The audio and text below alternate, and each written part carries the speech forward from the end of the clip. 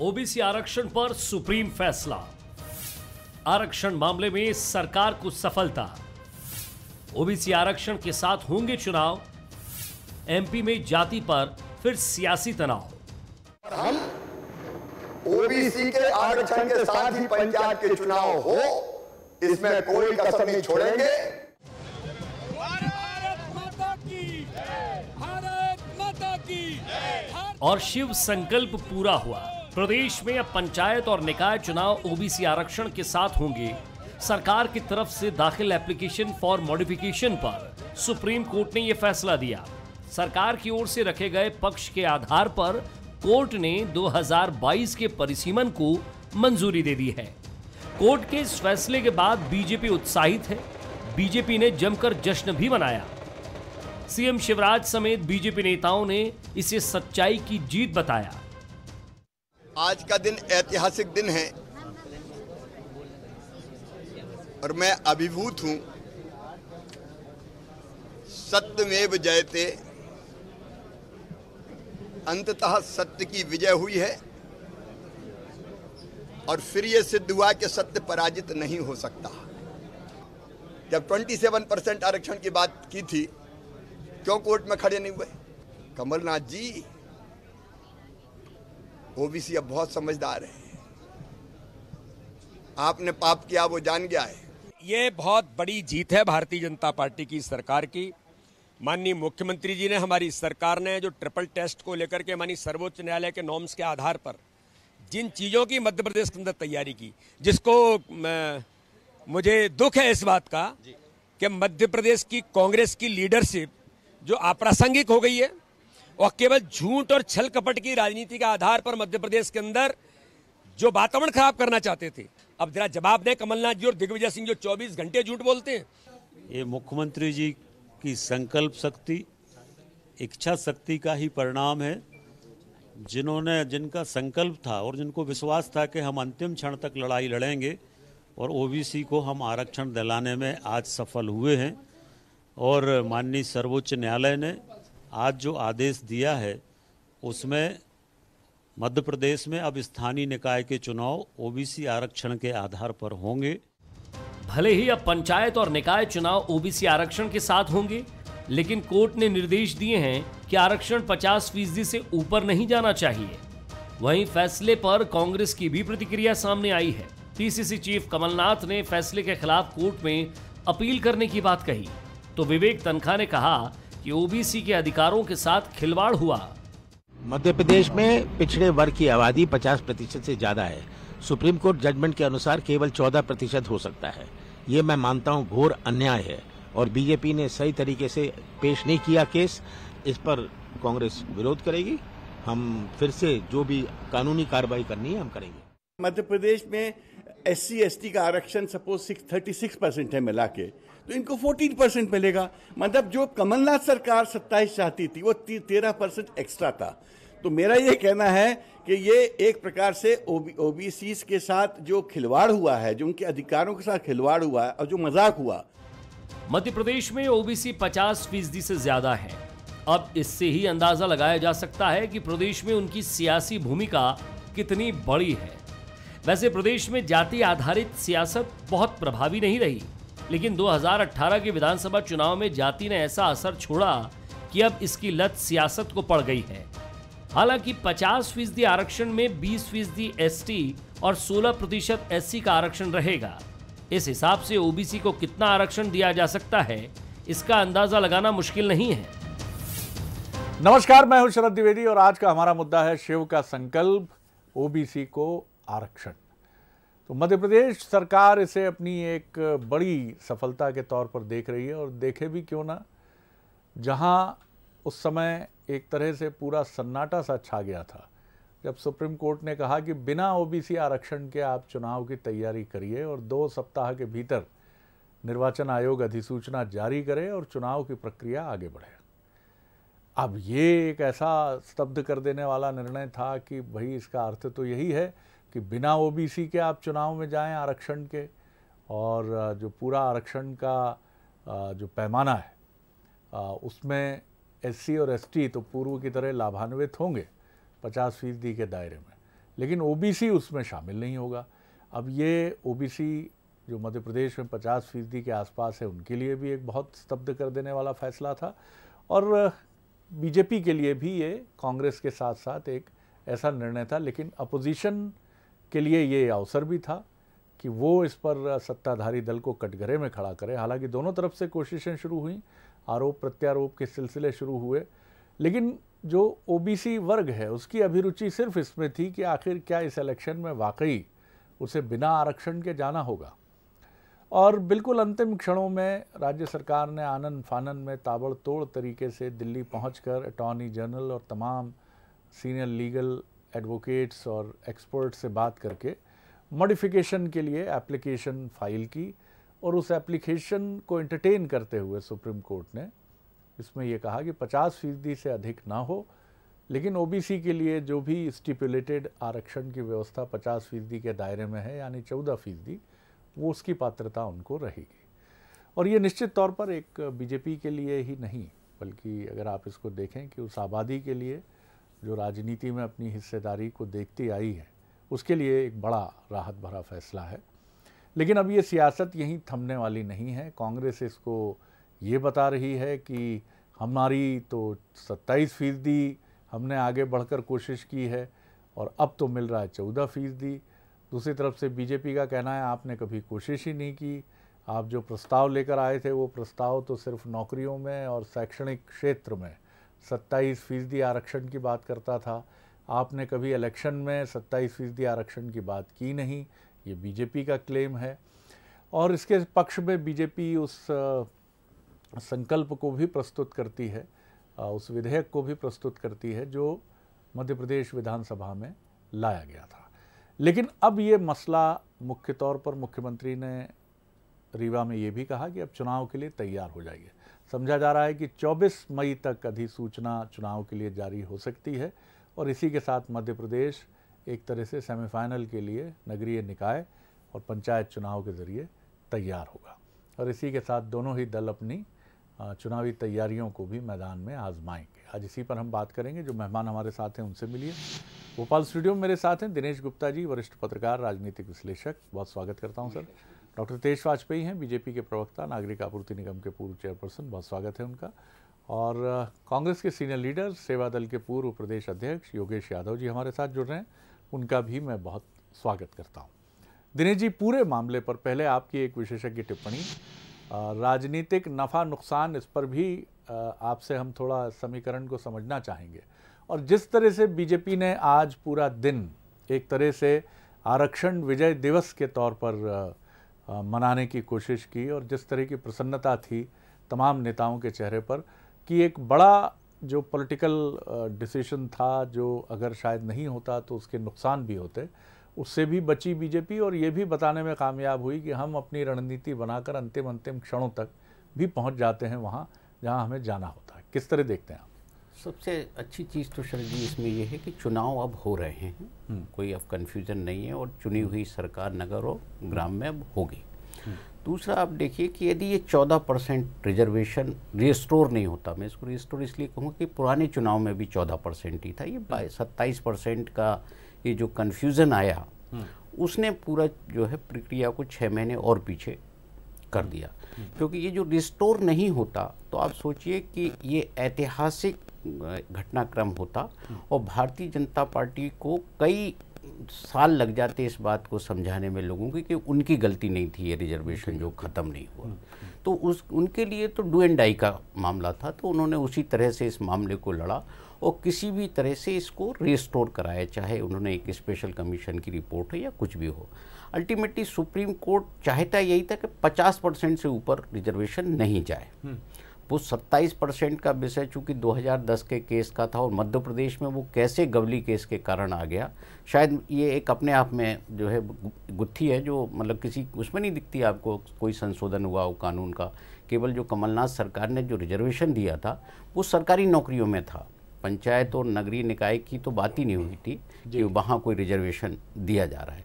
तो वो जब ये 27% आया, फिर मामला जो है सुप्रीम कोर्ट तक महाराष्ट्र से कनेक्ट हो गया, तो फिर चुनाव अधर में चले गए। तो इसका जो भी अब नफ़ा नुकसान होना है हर राजनीतिक दल को होता, कांग्रेस पर आरोप लगातार लग ही रहे थे।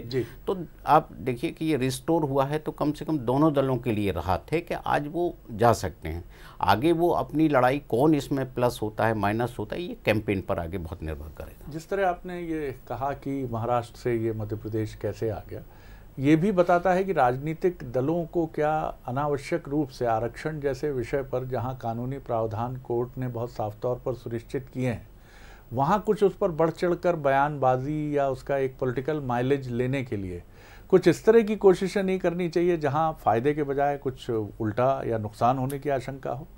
देखिए शरद जी, आप देखिए ना, ये मामला आगे अभी भी नहीं बढ़ता। 10 मई का जो डिसीजन था, यहाँ हमने देखा था कि वो 48% पॉपुलेशन के आधार पर 35% रिजर्वेशन की बात हो रही थी, जबकि कोर्ट लीगली ये कह रहा था कि हम 50% के ऊपर नहीं जा सकते।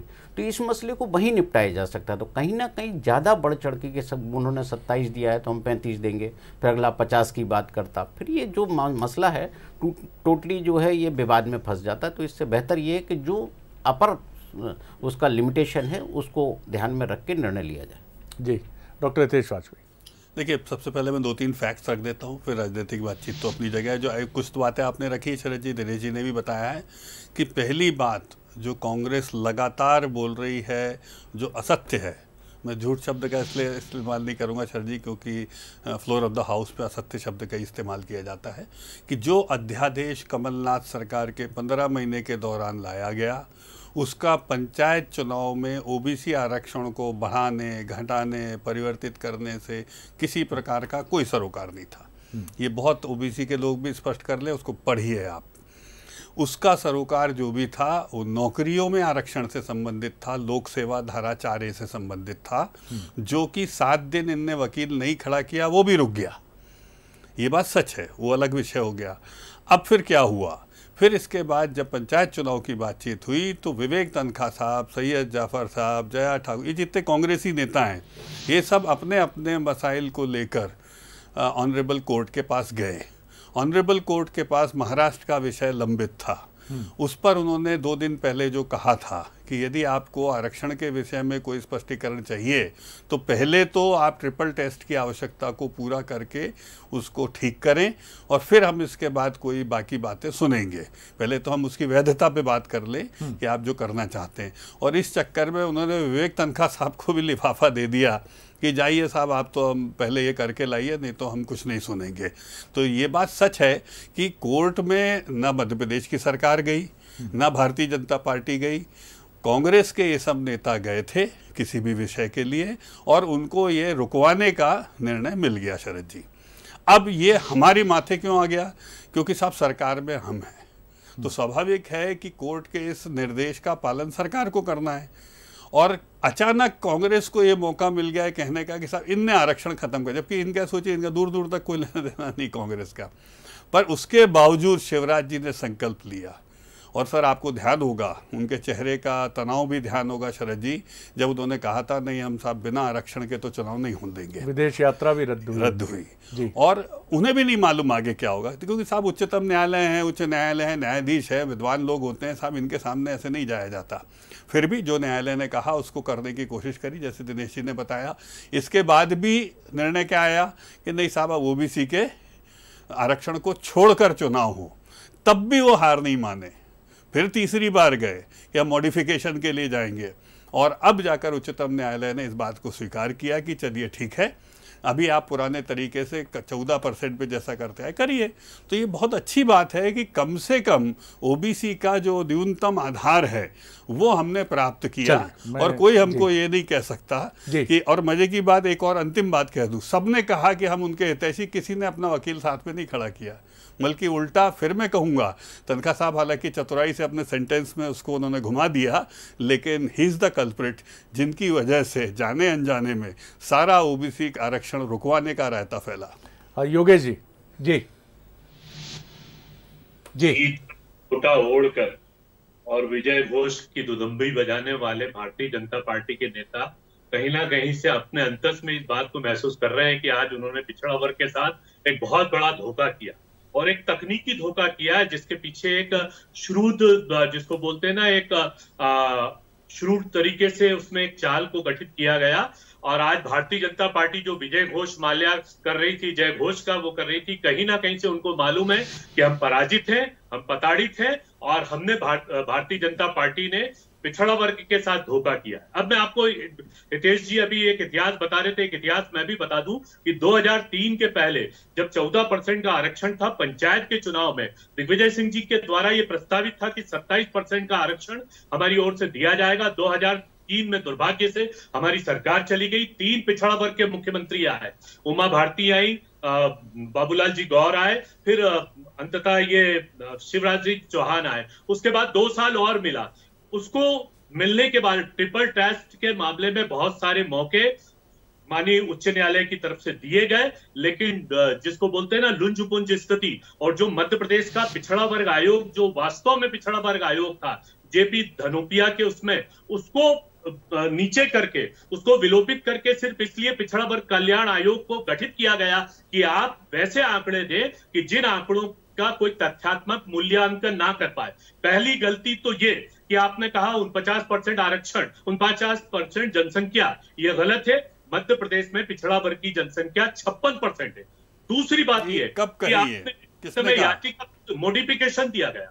डॉक्टर वाजपेयी सुना करें आप, किसने कहा? क्या कमलनाथ जी ने ये बात रखी थी? आप मेरी पूरी बात सुनिए, जब आपको बात कहना होगी आप कहिएगा, आप विचलित हो जाते हैं। सर जी आप बताइए, 56% किसी ने भी रखा क्या? सुन लीजिए हमको, सुन लीजिए, उन्होंने बड़े धैर्य से सुना आपको जी। कांग्रेस ने कहा 56%, उसके बाद भी आज 15 महीने की सरकार में आपने 56% किसी को बताया क्या? ये डॉक्टर वाजपेयी या तो आप सुन नहीं पाते हैं या आपकी, आप बोलिए योगेश जी, आप बोलिए। नहीं जी, 56% के बाद जब आपने 50% दिया तो 56% कहाँ रखा आपने इस बात को?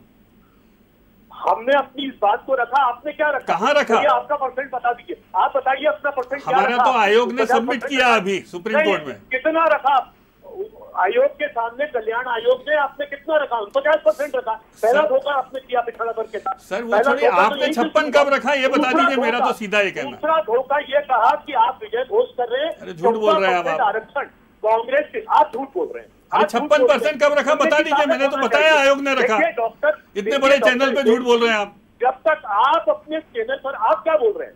आप क्या बोल रहे हैं? आपके तथ्यात्मक अंगूल। अरे भाई आपने स्वीकार किया ना कि आयोग ने ये डेटा रखा, ऐसे आप बता दीजिए आपने कब रखा, कहाँ रखा? और कांग्रेस की तरफ से यह आह्वान किया गया था।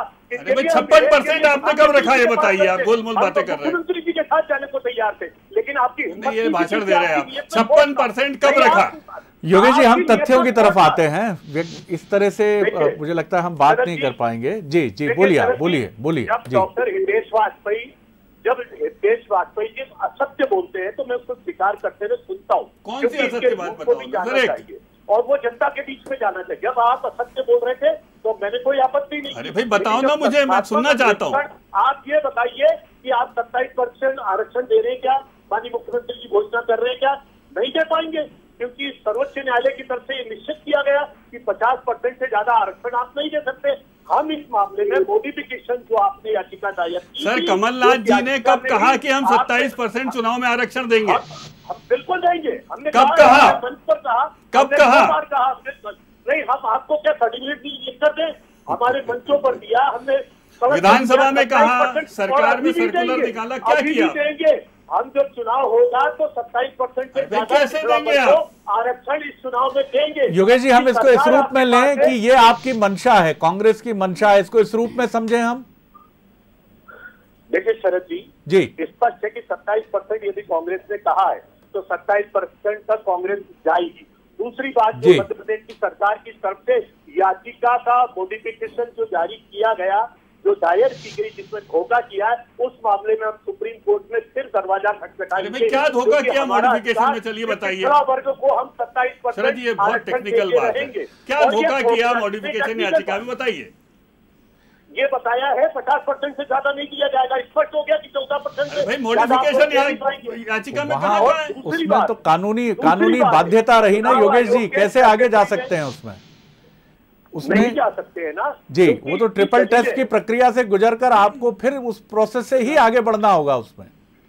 जी देखिए शरद जी, जिस तरह मध्य प्रदेश का शासन, मध्य प्रदेश के भारतीय जनता पार्टी के नेताओं ने इस याचिका का बिगाड़ किया है। एक बार क्या किया बताओ ना, एक बिंदु बताइए। चलिए मैं इस पे ना अटके, हम उनको पता ही नहीं है कुछ, भाषण याद करके आए शरद जी, कितना सेंसिटिव विषय है, बोलते 56%। चलिए मैं अब इसके, आप क्या बोल रहे हैं, आपको नहीं पता, आप 14%। अरे छोड़िए, आपको कोई जानकारी नहीं है, आप कांग्रेस मुख्यालय संपर्क करिए पहले विवेक तनखा जी से। डॉक्टर स्टडी करके देखा करें। अरे छोड़िए, आपको चलिए नहीं, मुझे लगता है कि आप दोनों बहुत संजीदा राजनेता हैं, संजीदा राजनेता हैं, देख रहे हैं इस समय बहुत सारे लोग आपको देख रहे हैं, इसमें आपके प्रशंसकों की संख्या भी बहुत अधिक है और वो आपको उसी मुस्कुराते हुए धारदार तर्कों के साथ देखना चाहते हैं, बजाय आवेश या आवेग में आकर एक दूसरे को असत्य संभाषण करने वाले राजनेता के रूप में चित्रित करने के। दिनेश जी, मुझे ये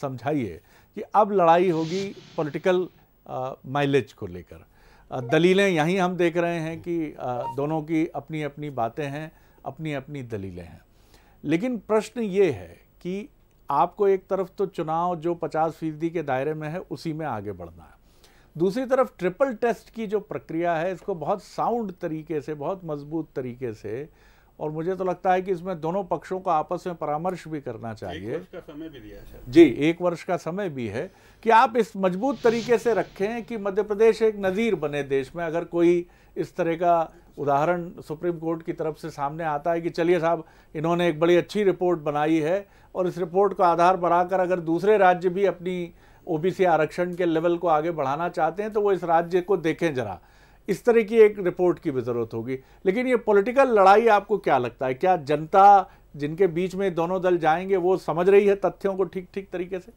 देखिए शरद जी, राजनीतिक माइलेज लेना अपनी जगह है, वो हर विषय पर लिया जाता है, लेकिन जो ट्रिपल टेस्ट का मामला है वो अभी भी है, ऐसा नहीं है कि ख़त्म हो गया। अभी उन्होंने कहा है कि हमको चुनाव कराना है, तो आप पुराने सिस्टम पर आप चले जाइए और चुनाव कराइए, एक तो मोटी चीज़ है। फिर जब ट्रिपल टेस्ट आता है और दूसरा आता है 50% का लिमिटेशन, तो एक चीज़ तो जो है मध्य प्रदेश में बहुत स्पष्ट है कि 36% रिजर्वेशन ऑलरेडी हमारे पास है, 20% और 16%, और उसे हम किसी भी सूरत में कम नहीं कर सकते, तो बचता केवल 14% है। अब 14 से आप 15 भी करना चाहेंगे तो आपको बहुत सारे संवैधानिक और कानूनी और बहुत सारी चीज़ों पर जाना पड़ेगा, जो मुझे लगता है कि इतना आसान नहीं होगा किसी भी मध्य प्रदेश जैसे राज्यों के लिए। दूसरे राज्यों के लिए हो सकता है जहाँ एसटी पॉपुलेशन कम होगी वहाँ उनके लिए संभव है, जहाँ एससी पॉपुलेशन कम होगी, लेकिन मध्य प्रदेश के लिए 14 से 15 होना या 27 होना बहुत जो है एक लंबी लड़ाई का विषय है। बिल्कुल। और दूसरी बात जो ये है कि टिकट देने में उदारता दिखाने की जो बात है, क्या आपको लगता है कि ये कहीं एक कंपनसेटरी मैनेजमेंट या पैकेजिंग के तौर पे जिस तरह के दावे दोनों दलों की तरफ से सामने आए हैं, पहले कांग्रेस ने कहा 27%, बीजेपी ने कहा हम उससे भी ज़्यादा दें, क्या ये आपको लगता है कि ये कहीं ओबीसी की राजनीतिक आकांक्षा पर मरहम लगा सकता है? इसे राजनीतिक तौर पर यदि आप देखेंगे तो आई वॉश है, आप किसी भी तरह से करिए कि हम 27% दे रहे हैं इसको, लेकिन आप जब आप उस पर विनेबिलिटी पर जाते हैं फिर 27% कितना स्टैंड करेगा आगे, फिर उसको भी देखा जाता है। विनेबिलिटी सबसे सब कुछ इम्पोर्टेंट है। बिल्कुल ठीक बात। डॉक्टर तेज वाजपेयी, देखिए मैं आपकी सभी बातों से सहमत हूँ। कोर्ट ने भी यही कहा है जो दिनेश जी जिसका उल्लेख कर रहे हैं, आप लोग कर रहे हैं बात, शिवराज जी को 1 साल का समय उससे संबंधित दिया है यदि हमको कोई उसमें परिवर्तन लाना है। लेकिन आज हमारे सामने सर सबसे बड़ा यक्ष प्रश्न वही था जिसको आप लोगों ने भी कहा, वो राजनीतिक रूप से भी हो सकता है कि हम पर कांग्रेस, पूरी तैयारी हो गई थी साहब कांग्रेस की कि हम पर आरोप लगाया जाए, लेकिन उसको ध्वस्त कर दिया आज शिवराज जी के धैर्य और शौर्य ने। इतनी सी बात है, ये बात सच है। हम 0% ओबीसी जो कांग्रेस का लिफाफा लेकर आए थे उससे आगे जाकर हम 14 पर पुनर्स्थापित हुए हैं। 14 से 27 की यात्रा मैं मान रहा हूं आपकी दृष्टि में, लेकिन हम इसको पूरा करने का प्रयास करेंगे। हमारा Yogesh ji concluding remark sir. जी शरद जी, भारतीय जनता पार्टी से सिर्फ एकमात्र प्रश्न है, 27% का आपने कमिटमेंट दिया, यदि दिया और वो यदि पूरा नहीं हुआ तो फिर देंगे, ये कैसा देंगे फिर ये डोज आप पलायन करिए, हम देंगे। ये तो आप बहुत समय से दे दिया ना आपने, प्रश्न किया जवाब दे दिया तुरंत, और क्या नहीं यही राजेश कल दूसरा कार्यक्रम करेंगे शरद जी, नहीं यही होगा, कर देंगे हम। आप छोड़िए, आपको तो अभी आंकड़ों की भी जानकारी नहीं है कांग्रेस क्या आपकी क्या स्ट्रेटजी होगी योगेश जी, कांग्रेस की क्या रणनीति होगी? एक तो आपने खुलासा किया कि आप फिर सुप्रीम कोर्ट में आप भी जाएंगे, शायद आप भी कोई मॉडिफिकेशन के लिए आप भी अपेयर होंगे। दूसरी चीज ये है कि पॉलिटिकली कंपनसेट करने के लिए, हालांकि हमारे एक्सपर्ट कह रहे हैं कि उसमें कोई बहुत मजबूती नजर नहीं आती है, फिर भी आप क्या मैसेज देंगे? एक तो कानूनी लड़ाई की बात आपने की, दूसरा मैसेज बहुत संक्षेप में। जी शरद जी, जब तक 27% का आरक्षण मध्य प्रदेश में पिछड़ा वर्ग को नहीं मिलेगा, हम ढोल तरह से नहीं बजाएंगे, हम मिठाई नहीं खिलाएंगे, हम एक दूसरे को माल्यार्पण नहीं करेंगे, हम भारतीय जनता पार्टी जैसा उत्सव नहीं मनाएंगे। शरद जी पूछ रहे हैं अदालत में पिछड़ा वर्ग के साथ। अरे भाषण छोड़िए, बताइए ना अदालत में क्या करेंगे? बिल्कुल करेंगे। हम क्या करेंगे? अरे करेंगे नहीं, क्या करेंगे? टेक्निकल जाएंगे। अरे क्या टेक्निकल भाई, करोगे क्या ये तो बताओ। सुनिएगा हितेश जी, जिस तरीके से आपने मध्य प्रदेश, अरे भाई कार्यक्रम समाप्त हो रहा है साहब, दर्शक सुनना चाहते हैं। गड़बड़ किया है, क्या गड़बड़ किया बताओ ना। चलिए गोल गोल घुमा रहा है, तैयारी नहीं है आपकी आज। चलिए, अब आप दोनों के लिए रणभेरी चुनाव की है योगेश जी और डॉक्टर हितेश वाजपेयी। आप दोनों के लिए रणभेरी चुनाव की है। तो अब सारी बातों को पीछे छोड़कर फिलहाल दोनों ही राजनीतिक दल उस चुनाव के मैदान में उतरेंगे जहां निकाय और पंचायत यानी नगर और ग्राम सरकारों का फैसला होगा। बहुत ज़रूरी है क्योंकि 15-16 महीने बचे हैं विधानसभा चुनाव 2023 के लिए, और उसके ठीक पहले बहुत ज़रूरी है ये कि नगर सरकारें और ग्राम सरकारें अपने अस्तित्व में हों, जिससे 1.5 साल बाद होने वाले चुनाव के लिए एक अलग तैयारी के साथ दोनों ही दल उतर सके। बहुत शुभकामनाएं हैं दोनों को, लेकिन कई मैसेज भी हैं ओबीसी रिजर्वेशन के इस इश्यूज को लेकर। और जो भी राजनीतिक दल, 2 ही दल हैं मध्य प्रदेश में, जो इसकी पॉलिटिकल मैसेजिंग और इसकी लीगल मैसेजिंग को बहुत अच्छे तरीके से डिकोड करेगा, निश्चित तौर पर वो गेन करेगा। बहुत शुभकामनाएं एक बार फिर आप लोगों को। धन्यवाद डॉक्टर हितेश वाजपेयी, दिनेश जी बहुत धन्यवाद, और योगेश जी आपका भी शुक्रिया। आगे देखिए छत्तीसगढ़ आज का मुद्दा, प्रोटेस्ट पर पॉलिटिक्स। नमस्कार।